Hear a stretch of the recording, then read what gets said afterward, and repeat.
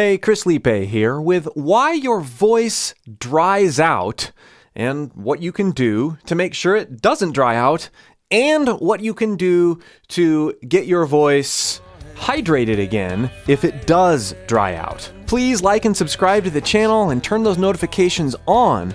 And if you'd like to go deeper with me as your vocal coach, the best place to start is by clicking the link below and joining my free voice course.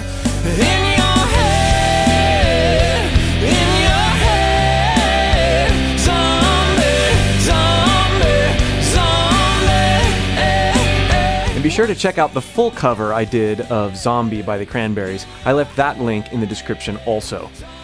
So, why does our voice dry out? Well, there's a couple reasons. One is really obvious. You need to make sure you're staying hydrated when you're singing.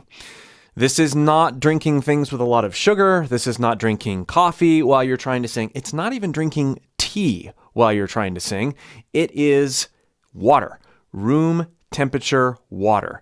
If you stick to room temperature water, you're going to have an easier time keeping your voice consistently hydrated. But that's not the technique reason for why our voice dries out. A lot of singers get caught in this in-between area with their vocal cords, and it causes them to sing or phonate incorrectly and creates opportunities for poor closure. Let me demonstrate. If I say the word hey, hey, hey, hey, I can say that a lot of different ways. The way I just sang it, you hear an airiness that actually sounds kind of cool. But if I stay there, hey, hey, not only do I run out of breath really quickly, like I've talked about in other videos, but I am blowing a lot more air through my cords, and it's almost like I'm creating an air pressure chamber for my vocal cords. If I blow on my hand with tight lips, I create this intense amount of air coming out of my hand. That's what you're doing when you partially close your cords, and sing like this with rasp. Rasp is good. Constant rasp or unconscious rasp due to poor closure is not good. We don't want to live there all the time. That's really going to dry out your vocal cords. How can you make sure that you're getting good intentional closure? Well, we're going to look to Cranberries' song, Zombie, because there's a couple things that happen in this vocal line that can help us make sure we're getting good closure. We're going to approach the word head. Head, head.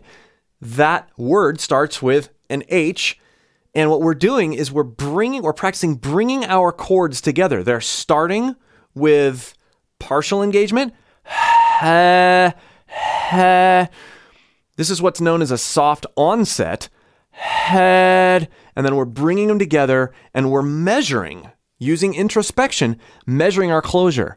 We want to go from pure H to pure closure.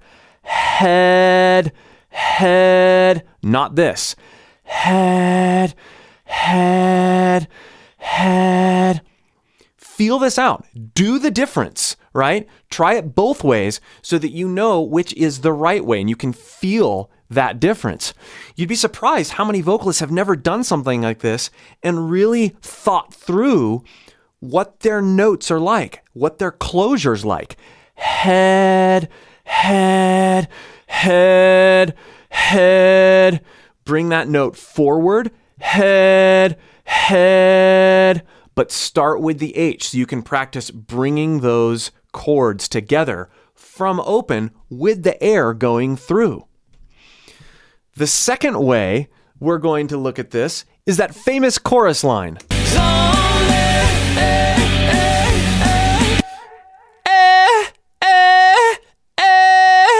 Here we're going the other direction. We start with good closure. You can do this in any part of your range. And then we're going to let our voice break into our head voice, but we're also going to let it be a breathy head voice.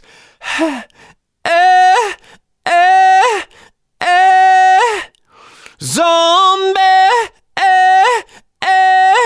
So we're going the other direction. We have this hard onset. We're testing our closure there as well. And then we're letting it break apart into our breathy head voice. We want to start by not going necessarily for that note that she goes for. We're not trying to do that. I mean, it's cool. We're not trying to do that initially. We're just doing this. Breaking into our head voice and then deflating. So head. Practice going from complete breathiness and catch it with good closure with your vocal cords and measure that as you're doing it. These exercises don't work if you're not really measuring it in your head. And then go the other direction. Zombie.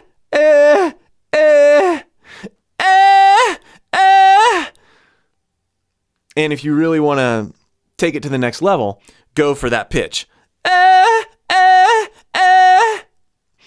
The key is that we're going in breathy and then creating a hard onset, testing that closure, and then going out breathy. I guarantee you that if you can start to have an extra level of consciousness about your chord closure, in addition to keeping hydrated, your voice is not going to dry out like it has.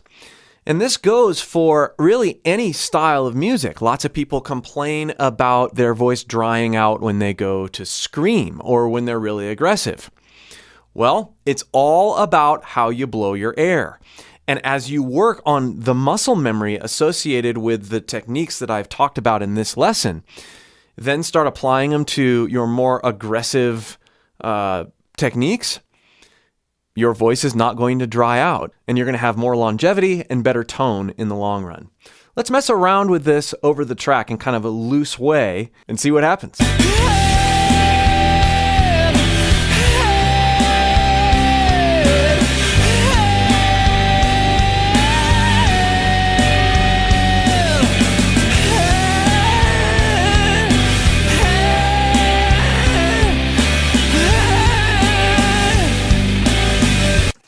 So what I'm doing there is intentionally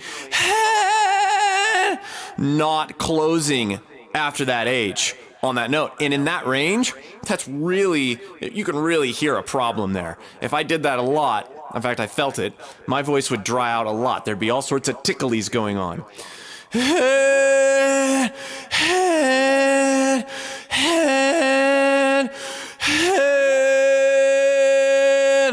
Placing it forward, feeling the resonance in my face. Head, head, head. More track.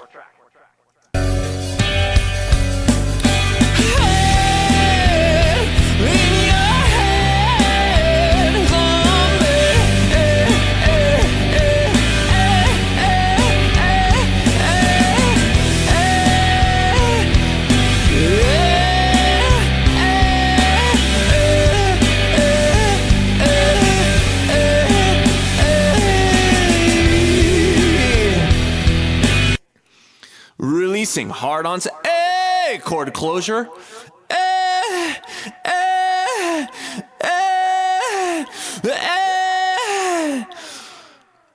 learn that coordination. Not only is it cool sounding and gives you some new dynamic things you can do, but it's a closure test to make sure you're being the most efficient with your airflow when you mean to be.